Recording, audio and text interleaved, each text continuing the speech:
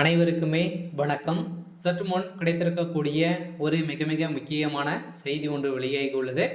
சற்று முன் நேரு சிகிச்சை பலனின்றி உயிரிழந்தார். இது மாதிரி பார்த்தீங்கன்னா காலையிலேயே பார்த்தீங்கன்னா திடீர்னு பரபரப்பான செய்தி, ஒரு அதிர்ச்சி அளிக்கக்கூடிய செய்தியாக தான் பார்த்தீங்கன்னா இப்போ வந்திருக்கு.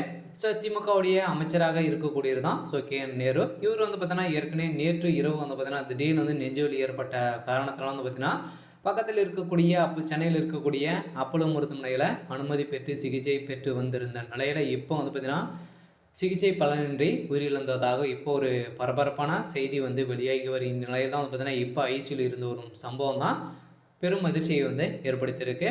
இதை பற்றி இந்த வீடியோவில் முழுமையாக பார்க்கலாம். அதுக்கு முன்னாடி நம்ம சேனலுக்கு இப்போ தான் நீங்கள் முதல் முறையாக வந்திருக்கீங்க அப்படின்னா மறக்காமல் நம்மளுடைய சேனலை சப்ஸ்கிரைப் பண்ணி சப்போர்ட் பண்ணுங்கள்.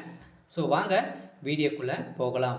அமைச்சர் நேருக்கு திடீர்னு என்ன ஆச்சு அப்படின்ற மாதிரி தான் பார்த்தீங்கன்னா மருத்துவமனையில் திடீர்னு அனுமதி பெற்று சிகிச்சை பெற்று வரும் நிலையில் பார்த்தீங்கன்னா நேற்று இரவே அவருக்கு உடல்நிலை குறைவு ஏற்பட்ட சம்பவத்தினால தான் பார்த்தீங்கன்னா இப்போ அவர் அப்போலோ மருத்துவமனையில் அனுமதி பெற்று இப்போ சிகிச்சை பெற்று வரும் நிலையில் அவருக்கு பார்த்தீங்கன்னா ஒன்றும் இல்லை. காய்ச்சல் மற்றும் சளி மட்டும்தான் காரணமாக தான் சிகிச்சை பெற்று வராரு அப்படின்ற மாதிரி பார்த்தீங்கன்னா நேற்று வெளியிட்டு உள்ள அறிக்கையில் திடீர்னு மருத்துவமனை சிகிச்சை பெற்று வந்த நிலையில் திடீர்னு அவருக்கு ஏற்பட்ட நெஞ்சுவலி காரணத்தால் பார்த்தீங்கன்னா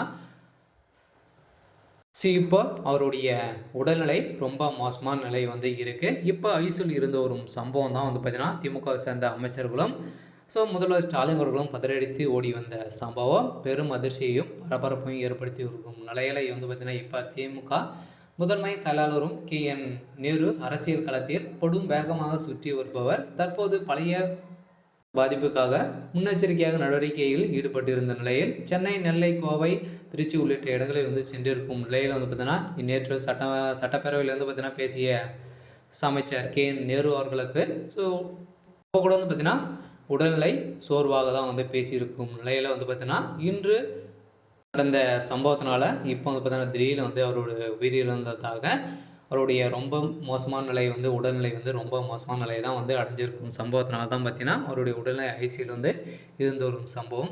மருத்துவர்களை இன்னும் பார்த்தீங்கன்னா எந்த ஒரு நடவடிக்கையும் எடுக்காதனால கை கால் கூட சாட்டலை அப்படின்ற மாதிரி தான் பார்த்தீங்கன்னா இப்போ சொல்லி வருகின்ற நிலையில் தான் பார்த்தீங்கன்னா திமுகவில் ஒரு மரண இடியாக தான் இப்போ சமீப காலத்தில் உழப்போகுது. இருந்தாலும் திமுகவுக்காக அயராத உழைச்சவர் தான் நேரு.